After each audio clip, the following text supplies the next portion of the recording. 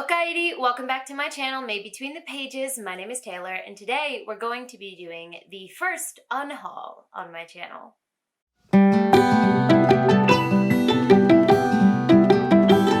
So I recently did a discussion video on my channel about my book buying habits, and I wanted to engage with people, who watch my videos and see what their book buying habits are and what they prioritize when they're growing their collection.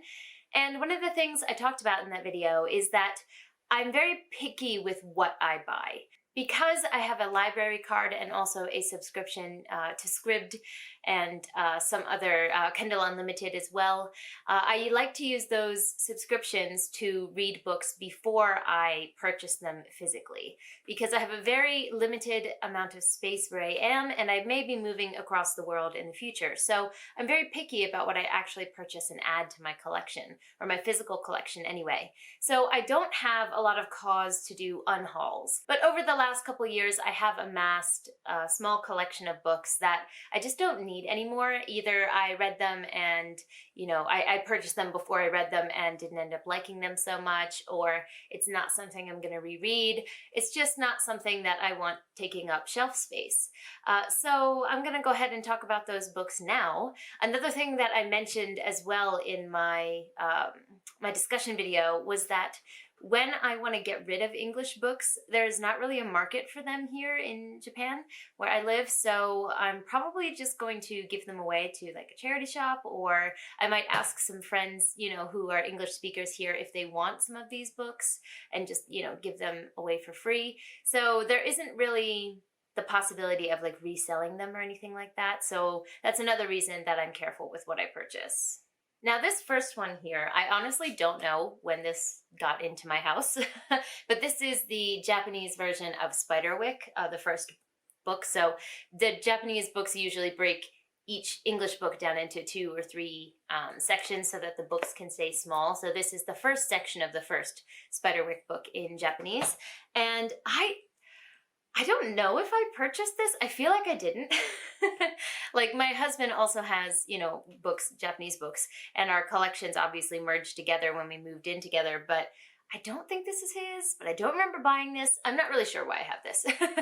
But he's not going to read it. I'm not going to read it. So this is going to go to a Japanese child who would enjoy it.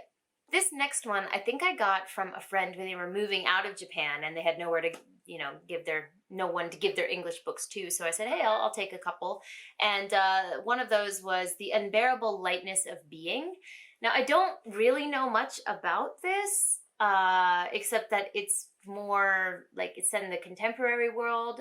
It's more like, I don't know, like real world drama. I don't know how, I'm not describing this well at all. Hold on.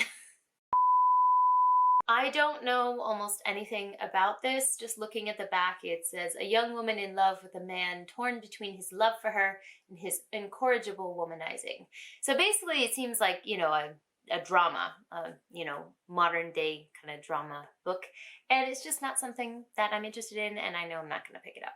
This next one is one that I have talked about on my channel a couple times as being a book that just disappointed me in the extreme, and that is Study in Charlotte. This is a gender-bent Sherlock and Holmes retelling, and I love, did I say Sherlock and Holmes? Sherlock Holmes, and I meant to say Holmes and Watson retelling. Whew, lordy. I'm at the beginning of this video and I'm supposed to film a bunch of others. We'll see if I can talk today. But this is a gender-bent Sherlock Holmes, where Holmes is a girl.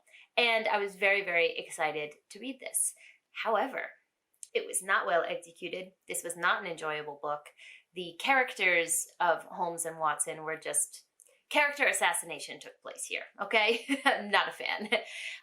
So if you want to hear more of my in-depth thoughts as to why I don't like this book, I go into it in my disappointing books video, which I will link down below. If you want to see me get real salty and talk about books that just did not do it for me, this is one of the books on that list, and go ahead and check that out.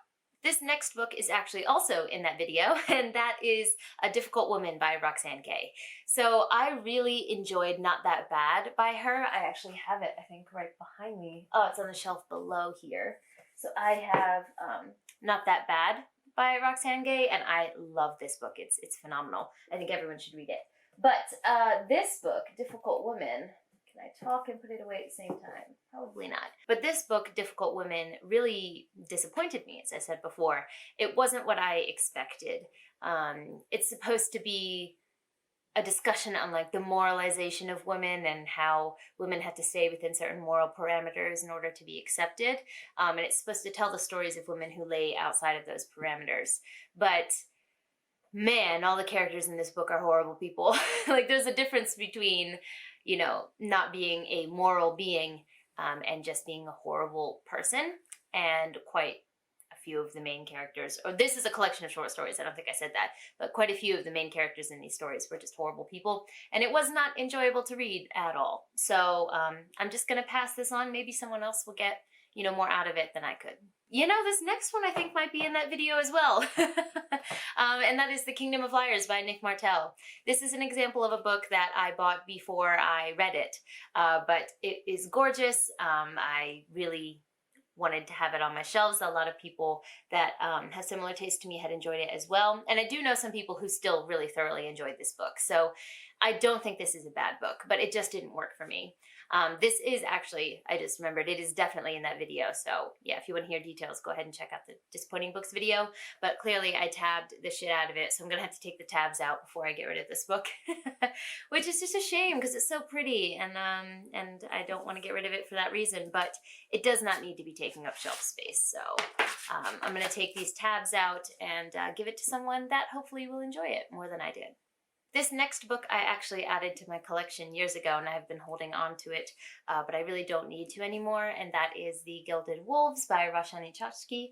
Look, I wanted to love this book. I really, really wanted to, but I just didn't.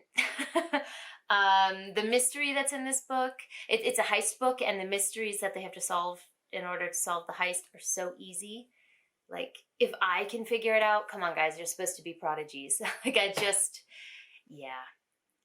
that was part of it. The characters also just weren't engaging to me. I don't know, something about this book just did not work with me.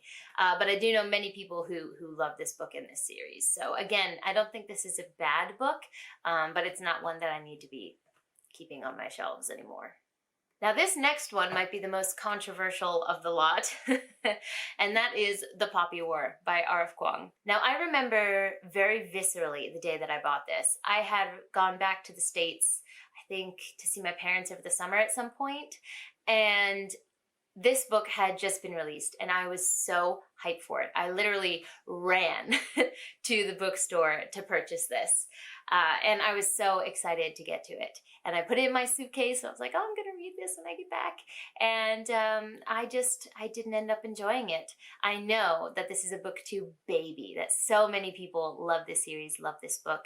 But it did not work for me. I do think that this is also in the Disappointing Books video, so again, check that out. But the beginning of this book and the end of this book are two completely different books. And when it was first released, like before it really got popular, when I ran to get it was before it really got traction.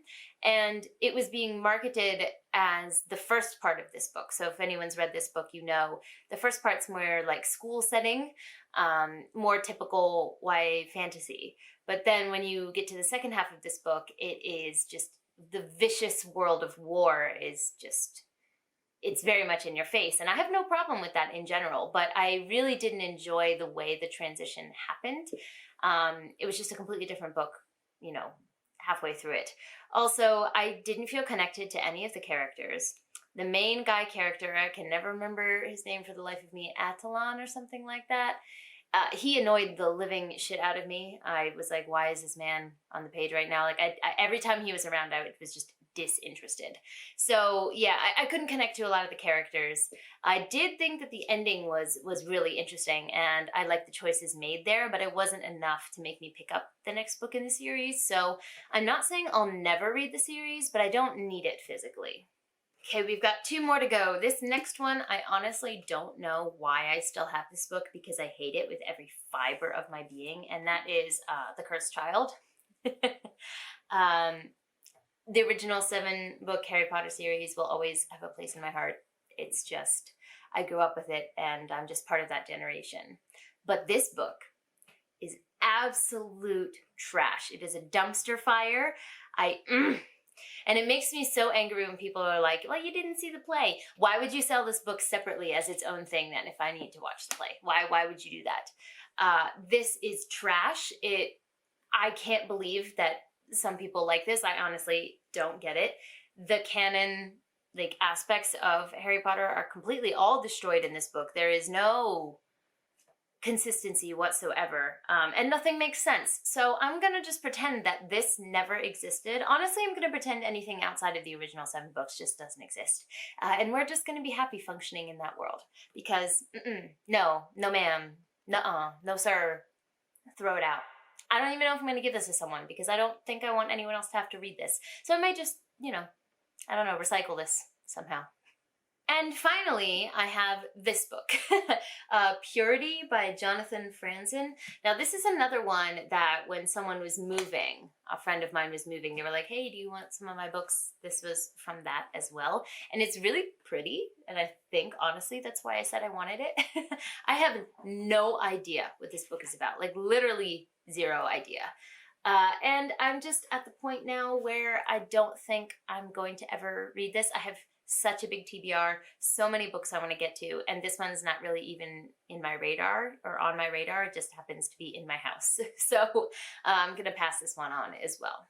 So that concludes this very first unhaul. I think that's how many? 1, 2, 3, 4, 5, 6, 9 books. That's not bad at all, actually. So that means that my book buying habits so far are working pretty well for me, I think. But this is going to clear up some space. I have these bookshelves here, and I also have bookshelves in my bedroom. So that's going to clear up some space on those bookshelves. And hopefully these will go to someone who will just enjoy them more than I have. Let me know in the comments down below if you have done any recent unhauls, if you said goodbye to any books and you kind of feel lighter afterwards, because I know a lot of people say that. Or if you've read any of these books and, you can't believe I'm getting rid of them. Would love to chat with you guys. Don't forget to like, subscribe, and click that bell. I'd love to have you as part of this community, and I appreciate it. But for now, I'm gonna head out. Jane!